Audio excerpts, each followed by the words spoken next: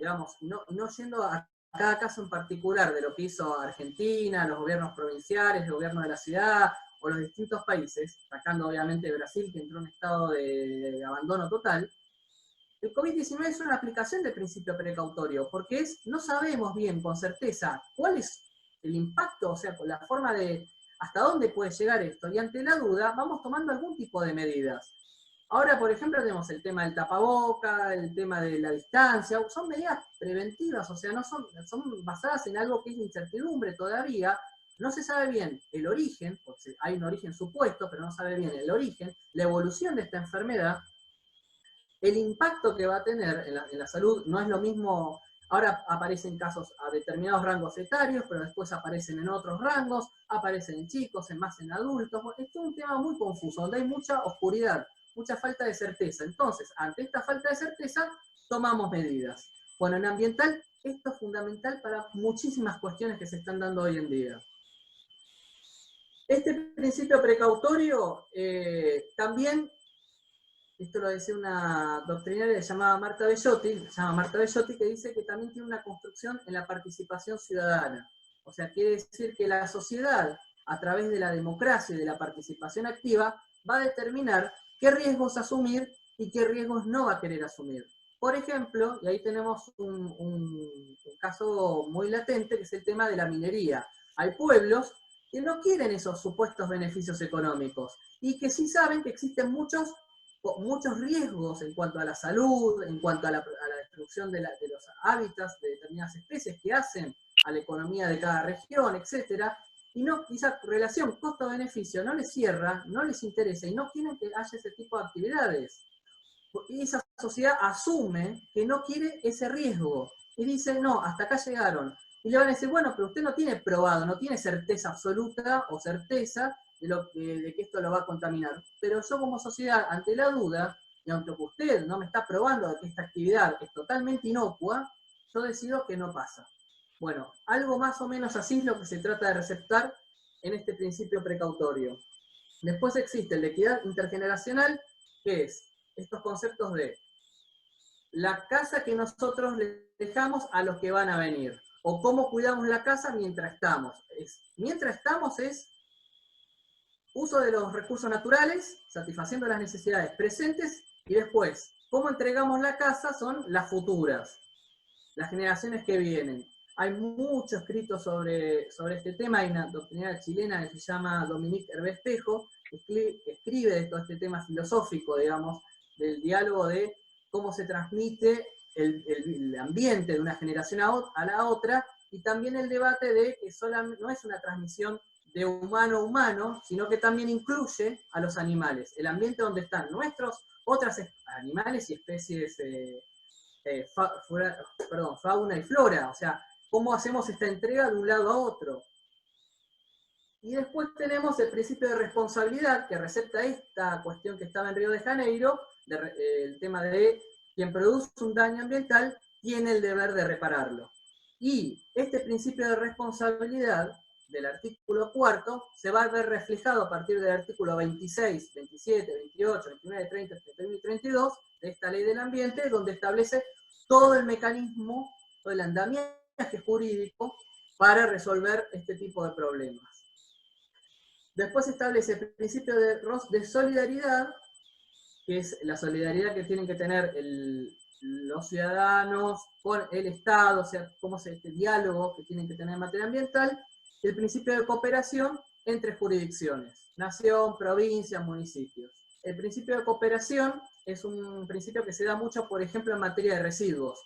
El Estado Nacional aporta capacitación a los municipios e incluso a veces líneas de crédito, fondos, por una de las cuestiones que más insume presupuesto dentro de cada municipio.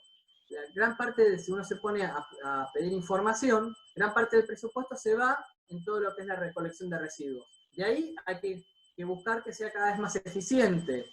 De ahí hay que buscar de que sea la separación de residuos una norma, que no sea una excepción o una gracia que nos dan los municipios, y que sea algo claro. Cada jurisdicción tiene su sistema de manejo.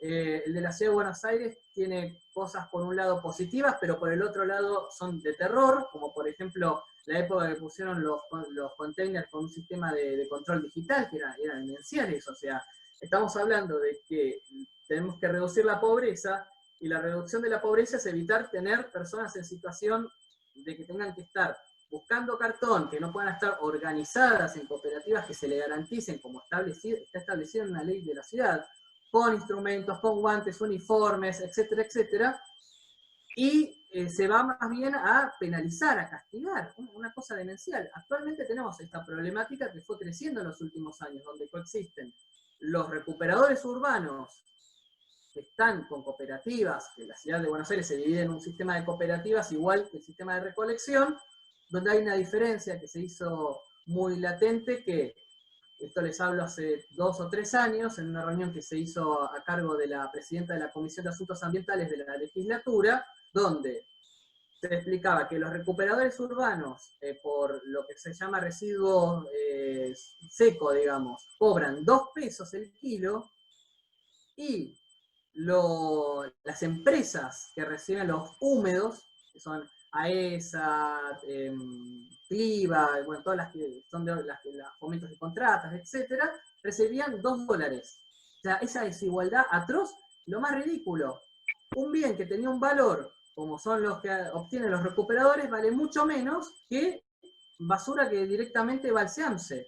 Bueno, esas cuestiones son las que se tienen que equiparar o equilibrar en algún momento. El principio de cooperación apunta a ese diálogo entre el Estado Nacional, los municipios, o sea, buscar todas soluciones de común acuerdo. Siendo esta Ley General del Ambiente, avanzando un poquito para que entiendan cómo se maneja, hay una cuestión que es la competencia judicial. Y esto es claro porque hasta nuestros propios alumnos siempre se equivocan con esta cuestión, y como abogados es importante, y ustedes como ciudadanos, el día de mañana no ver dónde se presenta la demanda. La competencia ambiental es ordinaria, o sea, cada fuero, cada jurisdicción. Yo tengo un problema ambiental en mi jurisdicción, voy, en el caso mío, a la justicia de San Isidro, el Departamento Judicial de San Isidro. Yo tengo un problema en la ciudad de Buenos Aires, voy al fuero competente, que puede ser el fuero contencioso administrativo y tributario de la ciudad, puede ser la justicia civil, etc. Yo tengo un problema en la provincia de Mendoza, voy a la justicia de mi provincia. O sea, la regla es, la jurisdicción es ordinaria. Por excepción, es competencia federal. Intervienen juzgados federales. Y esto puede ser cuando hay compromiso de recursos interjurisdiccionales. El caso más claro que tenemos es Beatriz Mendoza. Hubo hace mucho tiempo un planteo por el tema de la cuenca del río Reconquista, que se le buscó la interjurisdiccionalidad porque su conexión de cuenca da con el río de la Plata, y el río de la Plata iría por cuestión federal, pero se rechazó esto. Se dijo no, el tema del manejo de cuenca Reconquista corresponde a la justicia ordinaria de la provincia de Buenos Aires. Entonces es muy importante tener en cuenta esto, porque uno a veces ve en los medios o se entera por los grupos de vecinos o lo que sea, che, mirá, este fiscal federal es muy bueno, siempre está sacando buenas medidas, quizás tenemos que probar, y quizás no pueda, porque no tiene competencia, no puede intervenir en el proceso. Podrá ser un fiscal proactivo, uno que está comprometido con las cuestiones de los derechos colectivos, pero no tiene radio de intervención. O como nosotros en provincia pedamos a la justicia porteña que intervenga en casos nuestros. Vemos sentencias que a veces quedamos deslumbrados y decimos, mirá qué bien el juez, mirá estos vecinos obtuvieron una respuesta, y no, nosotros nos tenemos que limitar a nuestros jueces. Lo ideal de todo esto es tener una justicia capacitada en temas ambientales, que es el gran debate. Justicia con fuero ambiental propio, o que cualquier juez pueda entender en cuestiones ambientales. Todavía no hay una definición. Se han hecho muchos trabajos, pero no hay un criterio único. Hasta ahora fuero ambiental hay en Salta y en Santiago del Estero. Son las 2 únicas provincias que tienen fuero ambiental propio. El resto es de acuerdo a cada materia. Y en el caso nuestro de la provincia de Buenos Aires es mucho peor, porque al presentar un amparo puede caer en cualquier fuero. Si cae en un fuero donde el juez tiene cierto manejo en temática ambiental, puede ser que tengamos una respuesta más favorable. Si cae en un juez, supongamos, penal, que nunca había una causa ambiental, la medida que nos puede llegar a proveer no es la más idónea, quizás. Y es lo que pasó con el fallo Ecosur. Esto es un fallo que está vinculado con la contaminación del servicio de agua potable de la ex Aguas Argentinas, hoy AISA, en la zona de Vicente López, San Isidro y más que nada en la zona del barrio de Munro. Una empresa radicada ahí, no así, tiraba todos sus efluentes a la red pluvial. La red pluvial se produjo un proceso de reacción química, se fue carcomiendo y eso fue a la red de agua potable. Y se empezó a contaminar el agua potable con cromo hexavalente. Es tremendamente dañino. Y que hasta el día de hoy no sabemos cuántas personas en toda nuestra jurisdicción tienen un cáncer asociado a esta enfermedad. Porque encima es un problema saber si hay una predisposición, como pasó en el caso Palina Herlingham, u otros para asociar la causa con la relación causal entre la enfermedad y la fuente de origen. Y el juez, cuando cayó esto en un juez que creo que fue Markevich en su momento, dictó un par de medidas que no servían para nada, porque uno hoy lo ve con el paso del tiempo, dicen, ¿pero qué es lo que quiso con este hombre? Una acción de remediación del suelo, con inyección de químicos, cosas que eran todas experimentales, y que hasta el día de hoy, si uno toma un muestreo del suelo en la zona donde está la fábrica, que todavía sigue funcionando, y que encima tiene la caraduría de auspiciarse como certificada con normas ISO 14000, que son las normas privadas de excelencia y calidad para empresas que se dedican a protección ambiental. Bueno, cosas que pasan. Igual es algo privado, o sea que el que lo puede pagar, lo pagará. La cuestión es que hasta el día de hoy la empresa sigue operando y no sabemos con certeza qué es lo que pasó ahí. Las medidas que se adoptaron no fueron las mejores y también se desestimó la entrega, que es un tema igual muy renuente, de agua potable envasada a los vecinos o agua granel hasta que se solucione la contaminación que había con cromo hexavalente en la red de agua potable. No estoy hablando de la red la red que va de salida directamente la pluvial. No, la red del agua que ingresamos todos los días a nuestros domicilios. O sea, yo habré estado 10, 20 años de mi vida tomando agua con cromo, porque yo tomo agua de la canilla. O sea, siempre nos vendieron que el agua de AISA o de la ex obras sanitarias o agua argentina era además había una visita guiada y era como una de las mejores potabilizadoras del mundo. Y bueno, y nos encontramos con esa realidad. Dicho esto, la competencia judicial siempre es ordinaria y por excepción judicial. Para ver si es judicial, si es federal, hay que ver si el recurso en cuestión es interjurisdiccional.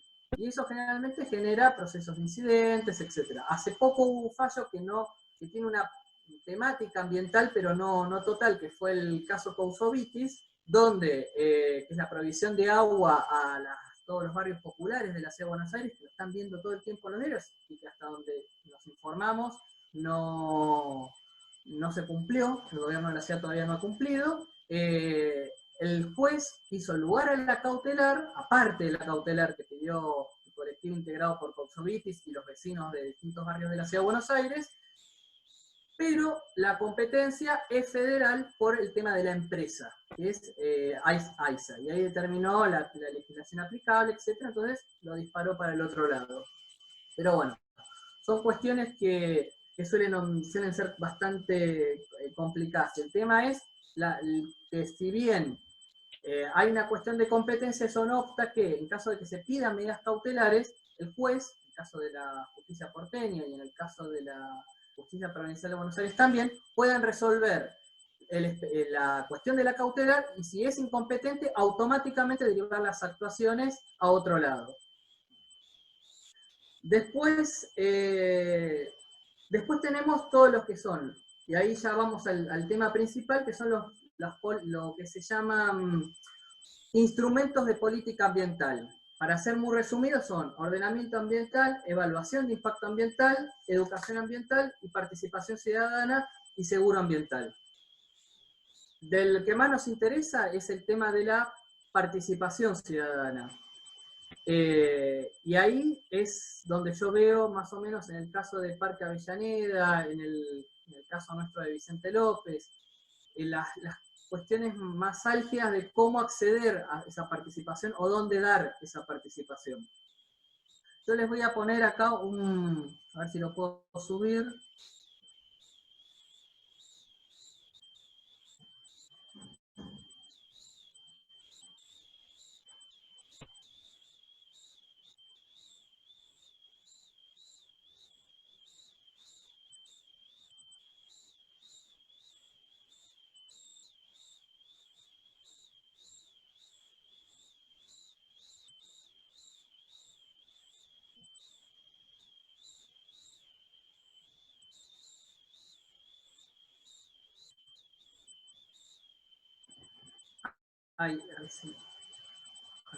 Ahí está. Ahí lo pueden ver todos. Es acceso a la información pública y participación ciudadana.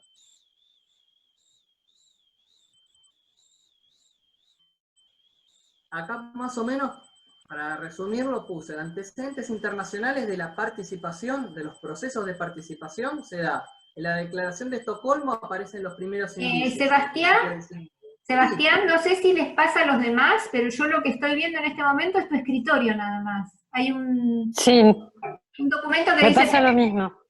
Que dice ¿No se ve la diapositiva? No. No se ve.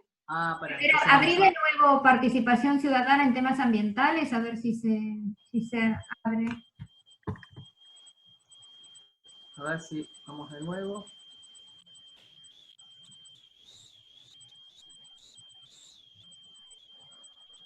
¿Ahí se ve? Todavía no. Ahora, ¿Ahí antecedentes Ahí está. Ahí está. Ahora sí se ve. Perfecto. Bueno, estos son los antecedentes internacionales de donde encontramos la participación ciudadana, o sea, la participación de todas las personas en las cuestiones ambientales. Se basan en lo que es la participación, pero con una estadía previa al acceso a la información. Yo no puedo opinar si no sé de lo que estoy opinando.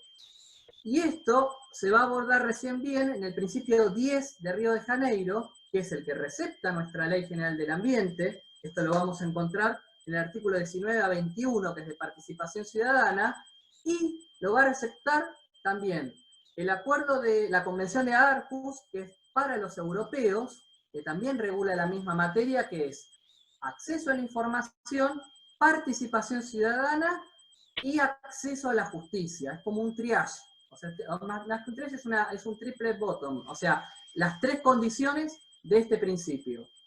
Y lo vamos a ver reflejado tanto en nuestra Ley General del Ambiente, en la ley, en Aarhus para los europeos, que es del año 98, y en la reciente, que todavía no entró en vigencia, el Acuerdo de Escazú, que es muy importante el Acuerdo de Escazú. Y ahora se los voy a mostrar en una diapositiva porque este es el que abre el juego de manera mucho más intensa de las herramientas que tenemos actualmente, y que tiene un capítulo que es la protección a todas las personas que están organizadas, o lo que son los activistas ambientales.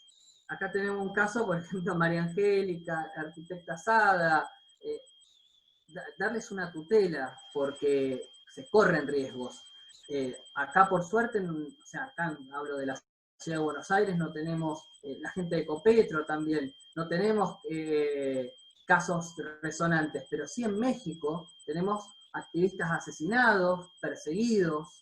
También ocurrió en Córdoba el caso, por ejemplo, de Sofía Gatica, que es la de Madres de Ituzaingó, que fue varias veces encarcelada, reprimida por sus luchas ambientales, y así un montón y en Chile esto me ha tocado más de cerca, es el caso de Alejandro Castro, que misteriosamente muere asesinado, misteriosamente dicen que se suicidó, lo suicidaron, ¿no?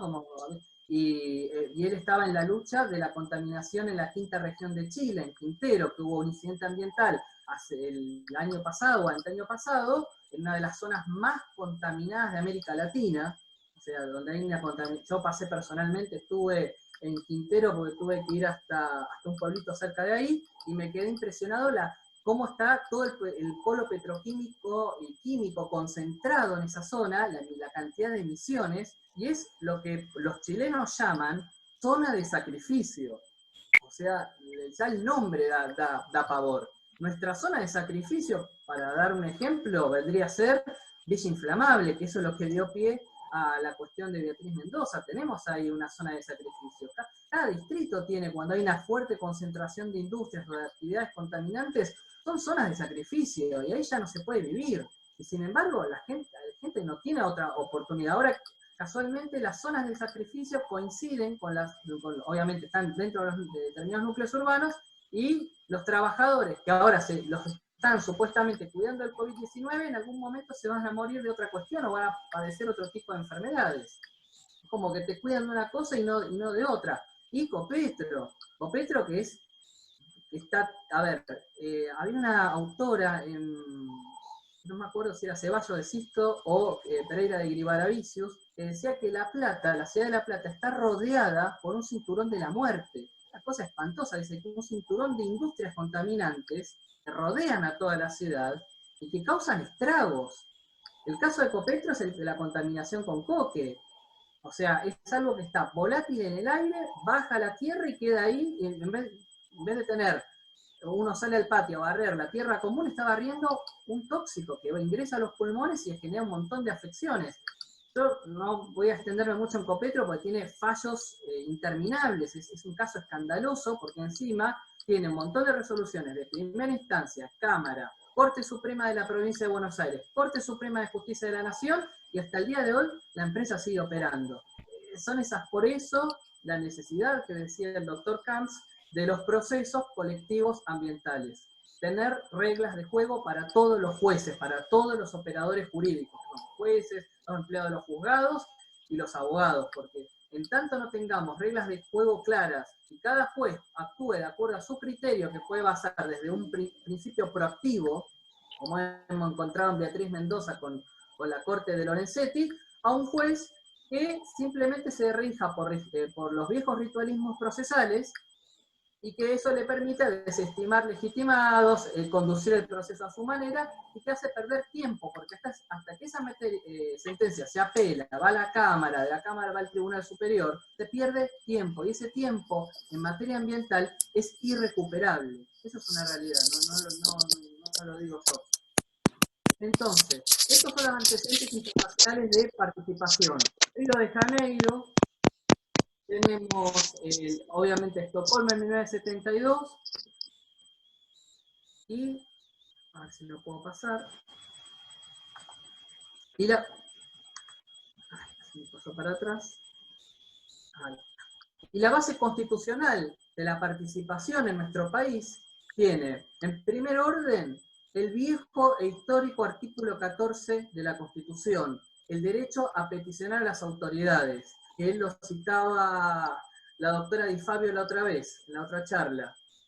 Este derecho no lo tenemos que olvidar y lo tenemos que grabar como cualquier derecho que invocamos todos los días cuando tenemos algún conflicto personal con la administración pública. El derecho a peticionar es clave. Después lo demás lo podemos discutir, pero es un derecho que existe y es de orden constitucional, y se va ampliando, ramificando. Partimos de un derecho de petición a las autoridades al de hoy, es el acceso a la información pública. Es una suerte de proyección en el tiempo, y hoy estamos en este estadio, mucho más amplio, mucho más democrático, mucho más participativo. Pero la esencia es este artículo 14. Artículo 14, en cuanto a protección de las autoridades, a la cuestión republicana. Todo el mundo dice república, defendamos la república. ¿Qué es la república? La república es la división de poderes, la transparencia de los actos públicos y poder controlar estos actos públicos por parte de la ciudadanía. Algo que lo tienen muy claro, por ejemplo, los norteamericanos. Y nosotros es como que tenemos miedo, no, si me meto, que las represalias, no, es un derecho nuestro, ante cualquier mostrador, ante cualquier funcionario público. Y después esta base constitucional de la participación está en materia ambiental en nuestro artículo 41.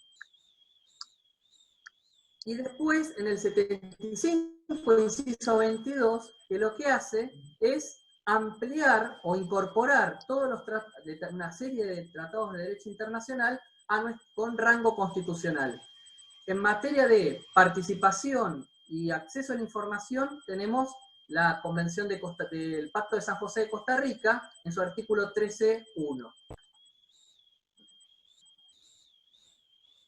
Nuestra legislación ambiental tiene el tema del capítulo de información ambiental, que dice que todas las personas físicas, jurídicas, públicas o privadas deberán proporcionar información que esté relacionada con la calidad ambiental y actividades que lo desarrollan. Todo habitante podrá obtener de las autoridades la información ambiental. No habla ni siquiera de ciudadanos, sino de habitantes. O sea, hasta un menor de edad puede pedir esa información, un chico en un colegio. Es un ejercicio que estaría recomendado en las escuelas, que los chicos hagan una esquela y manden preguntando por determinada cuestión del ambiente. ¿Cuántas plazas hay en mi barrio? ¿Qué especies tenemos? ¿Cuántas empresas radicadas hay que puedan producir impacto ambiental o contaminación? No estaría mal hacer esas preguntas. Yo me las hacía de chico, o sea que... Y hoy tenemos estos mecanismos. Después está regulado lo que es la autoridad de aplicación y sobre los efectos de comunicación que se tiene que hacer. Esto después lo vamos a ver ampliado. Volviendo a la participación ciudadana, también por artículo 14 de la Constitución, y retomé esto de lo que había dicho, que a veces nos olvidamos estas cuestiones, la doctora Di Fabio, con el tema del derecho de iniciativa.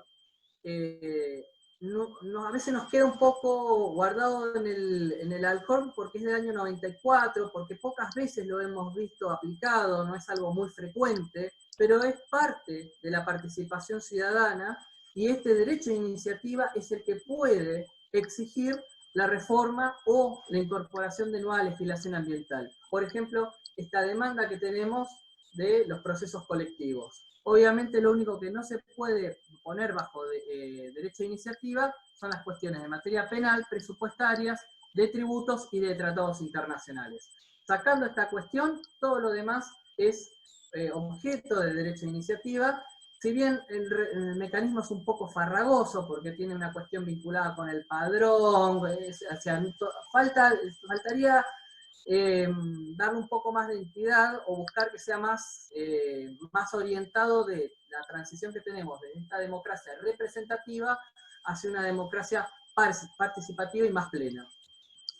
Después, otro de los mecanismos de participación que tenemos está en el artículo 42, que es el derecho de consumidores y usuarios, que acá lo define en la necesaria participación de las asociaciones de consumidores y usuarios, y aparece citado el fallo Halabi, el fallo Halabi son los intereses comunes homogéneos, que son los que vemos en el derecho del consumidor y también en el ambiente. Hay dos tipos de derechos colectivos: cuando el bien es indivisible, como el caso ambiental, o cuando se puede dividir este bien, está en cabeza de muchas personas, pero todas tienen el mismo objeto en común, reclamos del consumo o un reclamo que afecta al patrimonio personal en función de un daño al ambiente. Ahí estaría esta cuestión de los intereses comunes homogéneos. Esto se crea a través de la doctrina del fallo Halabi, que fue un mensaje que dio la Corte al Congreso diciendo: tenés que legislar sobre estas cuestiones, y como no lo estás haciendo, yo voy a través de esta sentencia a dar una serie de lineamientos, por lo cual muchos tribunales inferiores se van a terminar ajustando con sus sentencias a lo largo del tiempo, y así fue. Muchos tribunales inferiores terminan citando la doctrina Halabi, que es una construcción de la Corte, como lo fue en su momento el caso Siricot, que dieron origen a la acción de amparo, que fuera regulada por una ley en la época de Onganía, que lejos de, es lo que la discusión que se da con el proyecto 2020, lejos de mejorar el acceso a esta acción, lo termina restringiendo. O sea, en vez de ampliar, de mejorarlo, de hacerlo más dinámico, Onganía, obviamente un gobierno de facto, termina de regular esto en contra. Esta regulación de la ley de Onganía duró hasta la reforma del 94, donde ya en el artículo 43 está regulada la acción de amparo, pero miren todos los años que pasaron por una norma que terminó destruyendo la esencia de Cívico, que eran fallos que originaron la acción de amparo.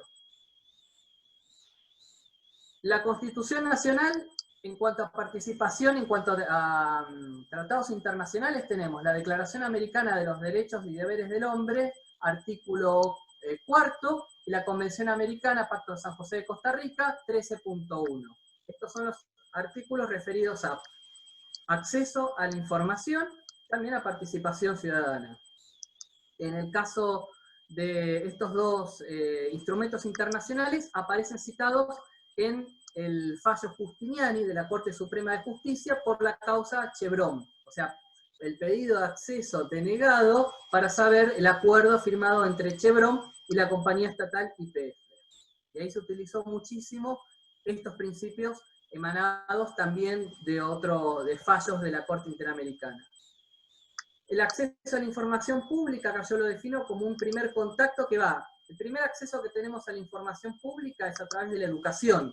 Nuestros profesores, nuestros docentes son nuestra primer llegada de acceso a la información pública, de sucesos históricos, de conocimientos de lo que es la educación cívica, ahora no sé cómo se llama, siempre va cambiando el nombre, pero bueno, yo aprendí los mecanismos de participación, la vida democrática a través de la educación, en el caso mío pública, es mi primer forma de acceso a información pública, o sea, de conocimientos de todos.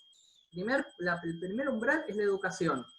Después el acceso a una biblioteca, a un club, a una participación, a una actividad, a un taller, ahí vamos adquiriendo información. Después de esta información pública es esencial como control de los actos de gobierno, de un gobierno con división de poderes, un sistema republicano.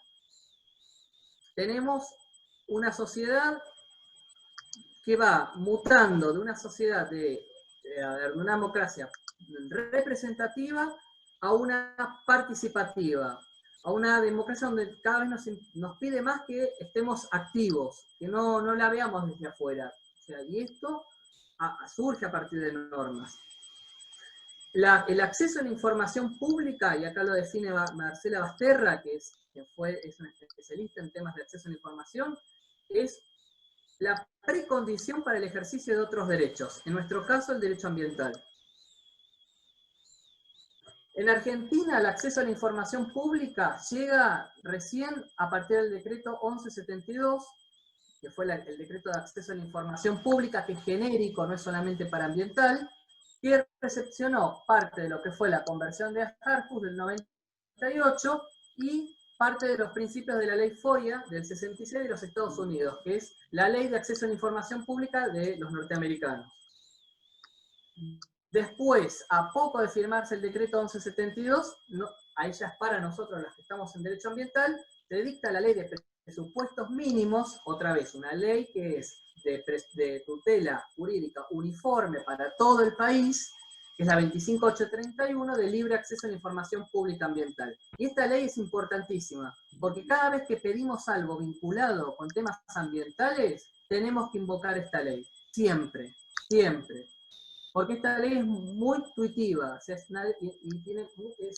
es fundamental. O sea, cuestiones, si vamos a la administración pública a preguntarle algo, ahora vamos a ver cuáles, aparte de la administración pública, hay otros sujetos que se les están obligados. Tenemos que invocar esta norma. Yo la utilicé la primera vez siendo alumno, pidiendo a la empresa AISA información sobre las obras que estaban realizando por el tema de la contaminación por la empresa Diacrom. Yo no pude acceder al expediente judicial de Diacrom, yo solamente leí las sentencias. Yo sabía, en ese momento por un partido político, que en el barrio había contaminación del agua. Y la forma de tener claridad sobre estos conceptos fue, yo, ciudadano que no era abogado, que no tenía matrícula, nada, es presentar un escrito en los términos de la 25831. Lo presenté y listo, y ya está. Y me lo contestaron, y ahí pude saber y aclarar cuestiones que en su momento tenía. Igual tuve que recurrir al ente regulador, bueno, porque la empresa medio que se hizo la sota, pero bueno, la cuestión es que lo contestaron. A nivel nacional, para otras cuestiones que no sean el ambiente, está la 27210 275, la Ley de Acceso a la Información Pública, sancionada recientemente. También se las recomiendo, úsenla, y de hecho hay un organismo coordinador a nivel federal, que es la Agencia de Acceso a la Información Pública. No saben lo importante que es para cuestiones nacionales esta norma. Transporte, yo lo uso mucho para transportes por el tema de las obras en mi ferrocarril que vienen demoradísimas, para cuestiones en hospitales públicos nacionales, etc. Todo lo que sea organismos nacionales es muy aconsejable. Cada provincia tiene su ley de acceso a la información pública. Obviamente no las voy a citar a todas y solamente diré que hay 3 jurisdicciones que no tienen regulado esto. Tucumán, Formosa y San Juan. Son las 3 provincias que no tienen, aunque sea algún tipo de marco regulatorio en materia de acceso a la información pública. Cada uno saque sus conclusiones, lo que esto implica para la ciudadanía cuando no se dictan este tipo de normas, ¿no? Que como que están en la gran penumbra dependiendo de una administración pública que graciosamente puede o no darte acceso a lo que ellos quieren. El resto de las jurisdicciones presentan sistemas que son algunos muy avanzados y otros que son normales, digamos, ¿no? Con ciertos estándares básicos. Nosotros en provincia de Buenos Aires, perdón, me olvidé de decir que en provincia de Buenos Aires, no voy a dejarlos afuera, tampoco tenemos ley de acceso a la información pública. Tenemos algo parecido, un híbrido, que es el acceso a documentos en poder de la gobernación, o sea, del gobierno ejecutivo, que no es lo mismo que el acceso a la información pública, son cosas totalmente distintas. No tienen el mismo carácter. O sea que la provincia de Buenos Aires también está muy atrasada y esperamos, por parte de nuestra legislatura, que se dicte una legislación como tiene la Ciudad de Buenos Aires, que es una ventaja, tiene la Ley 104. Ley que también varios vecinos la han utilizado, y ahí estaba escuchando algo con el tema de la comuna de Avellaneda, del Parque Avellaneda. La Ley 25831, de acceso a la información pública ambiental. Una cosita, Sebastián, discúlpame, pero estamos llegando casi a las 2 horas y hay varias preguntas. ¿Podemos ir redondeando? Perfecto.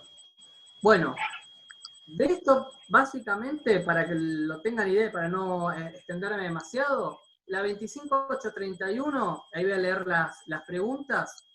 Los sujetos obligados son el Estado nacional, provincia, la Ciudad Autónoma de Buenos Aires, los municipios, los entes autárquicos y las empresas prestadoras de servicios. Esto es muy importante. Las empresas también, Edenor, AISA, Metrogas, están obligadas. La información pública es la que obra en cualquier tipo de soporte o registro. Puede ser escrito, fílmico, fichas, lo que fuera. Es libre y gratuita. Solamente, y esto es muy importante para algunos que estén en otras jurisdicciones, solamente se paga la reproducción, pero no el acceso. El acceso tiene que ser libre y gratuito. No se puede cobrar nada por acceder. Sí, si vos querés copia de eso. O sea, el costo de un CD, el costo de las impresiones, etc. Nada más que eso. Lo puede hacer cualquiera acreditando su identidad. Después, solamente se puede denegar, y esa denegación tiene que estar fundada basado en seguridad nacional, información que pueden ser secretos de Estado, información que esté bajo consideración de autoridad judicial, secreto comercial o industrial, datos íntimos o personales de las personas que se puedan llegar vean afectadas, trabajos inéditos, o sea, aquellos que no han sido publicados, y cuando no se pueda aclarar bien el objeto, o sea, que la persona no aclare bien qué es lo que está pidiendo. Plazo 30 días, son improrrogables. En 30 días hábiles son hábiles administrativos, tiene la obligación de contestar. Si no hay cumplimiento, hay sanciones, que van desde el régimen administrativo hasta penales y civiles en sede judicial. Eso básicamente sería la cuestión. La Ciudad de Buenos Aires se regula por la Ley 104, la participación ciudadana a través de la Ley de Comunas, la 1777, la Ley de Acceso a la Información Pública, más o menos sigue, que es esto en términos generales, la de la Ciudad de Buenos Aires, tiene los mismos caracteres muy parecidos a la Ley de Presupuestos Mínimos de Información Ambiental, y tiene una serie de principios, que los digo muy cortos, que son máxima premura, que es celeridad, presunción de publicidad, máxima difusión. No puede haber limitaciones, salvo las que están establecidas en la norma. Informalismo, cualquier ciudadano puede presentarla con un mero escrito o una presentación que ahora se hace por internet. Lo que quiere decir que no hay que cumplir con formas rituales, con determinadas invocaciones, es lo que pasa con los escritos de los abogados, ¿no? Que tienen que llevar firma de fulano, el renglón, la tinta, el tipo de letra. No, libertad de formalidad en protección del ciudadano. No discriminación, eficiencia, que es que el proceso no sea burocrático, que estemos 40 años para obtener una información o que la hagan imposible de llegar o que nos digan, no, tenés que irte a la dirección que está en Villarriachuelo, atrás de la Quinta Calle. No, tiene que ser lo más accesible con la mayor cantidad de eficiencia en cuanto a los costos de la administración pública, ¿sí? Evitar la burocratización.